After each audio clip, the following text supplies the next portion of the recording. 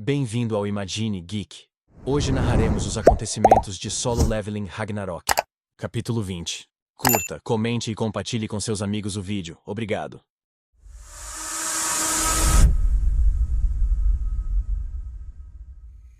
No capítulo anterior, ele voltou o olhar para ela, ainda tentando compreender o que aquela conexão significava, mas não perdeu tempo em tomar sua decisão.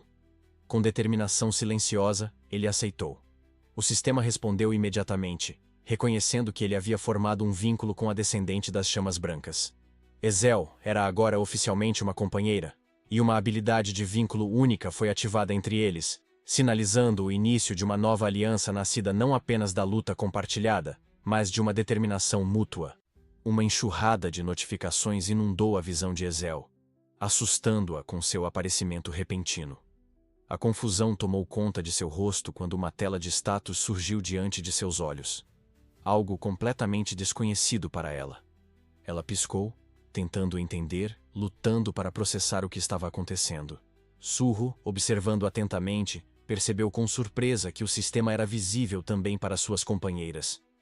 Era um detalhe que ele não conhecia antes, provavelmente porque Grey, sua aliada anterior, não tinha a habilidade de falar.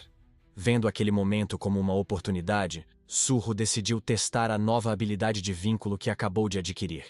Virando-se para Ezel, ele a encontrou mal conseguindo se manter de pé, ainda visivelmente exausta, mas encarando-o com determinação, disposta a prosseguir. O sistema reagiu à conexão entre eles, confirmando a ativação da habilidade de vínculo Explosão Demoníaca. Quase instantaneamente, uma onda de energia poderosa surgiu entre eles. Uma corrente densa de eletricidade estalou no ar, enquanto Surro sentia o vínculo tomar forma. Não era apenas um aumento passivo de força. Era ativa, volátil e profundamente conectada. O corpo de Surro vibrava em ressonância com a transferência de energia. Um poder bruto e potente fluía entre eles. A sensação era diferente de tudo que ele já havia sentido. Mas antes que pudesse compreender totalmente sua extensão, Ezel desabou, caindo no chão ofegante. O restante de suas forças havia sido consumido pela ativação. Ela estava completamente esgotada, sem conseguir nem mesmo sentar-se. Surro rapidamente assegurou que ela havia feito o suficiente e a incentivou a descansar. Mesmo enquanto ela se recuperava, Surro não conseguia deixar de pensar no poder que aquela habilidade devia conter para drená-la completamente em um único uso. Movido pela curiosidade, ele decidiu testar sua potência. Cerrou o punho, deu um passo em direção a uma parede próxima e desferiu um soco limpo. O golpe atingiu com força, deixando uma rachadura na superfície, mas nada extraordinário. Beru, observando em silêncio, expressou sua opinião. O golpe não parecia diferente dos ataques habituais de Surro. Surro examinou o dano e concordou. Comparado à habilidade de vínculo com Grey, Explosão Demoníaca parecia decepcionante. Voltando sua atenção para a janela do sistema, Surro examinou o estado atual da habilidade. A taxa de carga exibia mero 0%, sem nenhuma informação sobre como aumentá-la. Ele encarou a tela com a testa franzida, sentindo a frustração crescer. O poder estava ali. Ele o havia sentido. Mas desbloquear sua forma verdadeira ainda era um mistério. Antes que pudesse investigar mais, Beru se aproximou com um pedido. O Rei Formiga solicitou permissão para consumir os corpos dos demônios que haviam levado ao calabouço das sombras. Surro, no entanto, balançou a cabeça. Explicou que aqueles corpos seriam usados para a extração de sombras. Beru ficou surpreso ao perceber que Surro ainda não havia tentado extrair as sombras deles. Incentivou-o a tentar agora. Surro estendeu a mão, invocando o comando familiar que já havia convocado legiões. Mas desta vez, o sistema negou o pedido. Extração de sombra falhou. As almas dos demônios não podiam ser convertidas. Sua mana estava corrompida e contaminada. Beru, lembrando-se do passado de Jinwu, explicou que até mesmo o monarca das sombras havia enfrentado dificuldades para extrair sombras de demônios corrompidos. Em vez disso, ele os havia feito acordos através de contratos, como o acordo com a Casa Hadiru. Aceitando essa limitação, Surro deu permissão a Beru para prosseguir. Grato, o Rei Formiga agradeceu seu jovem monarca e começou a consumir os corpos sem hesitação.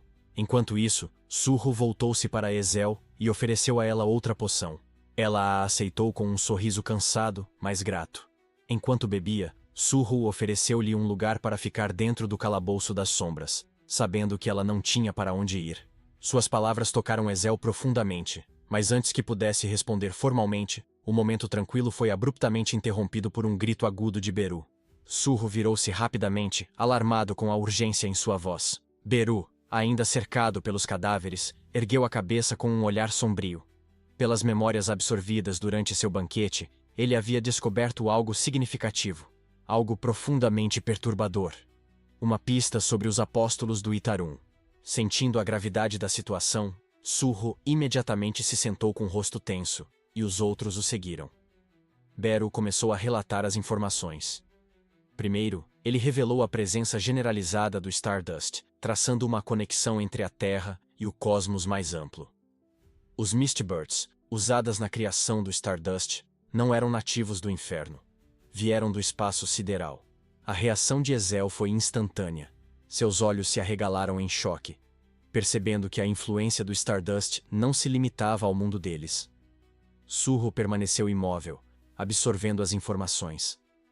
A origem dos Mists apontava para uma ameaça extraterrestre, mais perigosa do que haviam imaginado.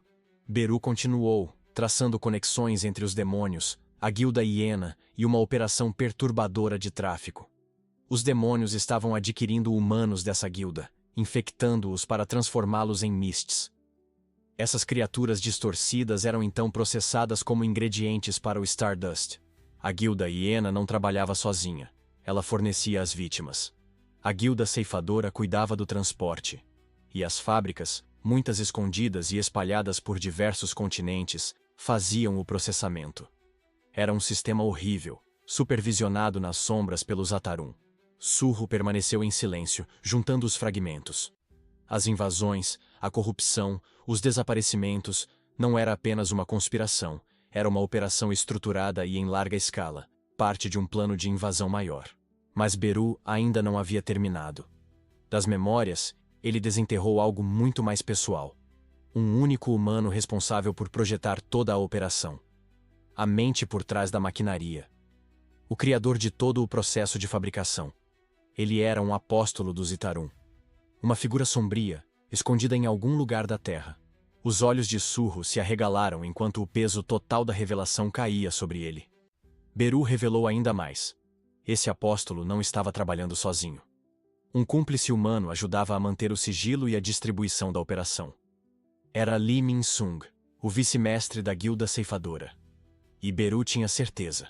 Seguir o rastro de Min-sung os levaria diretamente até o apóstolo. Em outro lugar, o mundo observava enquanto a Guilda Ceifadora estava no centro de uma controvérsia. Do lado de fora de sua sede, uma multidão se formava. A imprensa se enchia de perguntas, o ambiente carregado de suspeitas.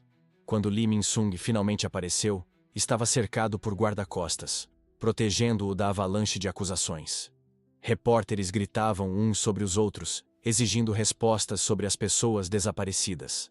A tragédia na estação Soul e os laços da Guilda Ceifadora com a Guilda Hiena. Mas Min-sung, mestre da dissimulação, desempenhou seu papel à perfeição. Com lágrimas nos olhos, expressou pesar e tristeza. Sua voz falhou ao falar das consequências não intencionais e do peso da liderança. E a multidão acreditou. Sussurros de admiração começaram a substituir a dúvida. Seu ato foi convincente demais. Min-sung virou-se, caminhou para longe e sorriu discretamente ao ouvir os murmúrios mudarem a seu favor. Ele se orgulhava de como havia manipulado a opinião pública com facilidade. A Associação de Caçadores, pensou, o havia deixado escapar fácil demais. Eles não sabiam que ele era o verdadeiro responsável por toda a operação. A fonte do Stardust. Ele estava certo de que seu segredo estava seguro. Escondido nas proximidades, Surro observava silenciosamente, oculto atrás de uma parede. Seu olhar fixo em Min-sung, frio e calculista. Ele se voltou para Beru e perguntou se o homem carregava a aura dos Itarum. Beru, após um momento de concentração, respondeu com certeza. Não havia traço algum da influência do deus externo nele. Surro processou aquilo com cuidado. Min-sung não estava sendo controlado. Ele estava agindo por vontade própria. Essa verdade tornava tudo ainda pior. Seu punho se fechou com força enquanto se preparava para confrontá-lo diretamente. Mas Beru interveio mais uma vez, interrompendo-o com urgência. O Rei Formiga reconheceu as vitórias de Surro, mas alertou. A mana que irradiava de Minsung era imensa, muito além do que Surro poderia enfrentar em seu estado atual. Alheio ao perigo que o espreitava nas sombras, Li Minsung entrou em um carro preto elegante, com janelas escuras que o protegiam do mundo lá fora.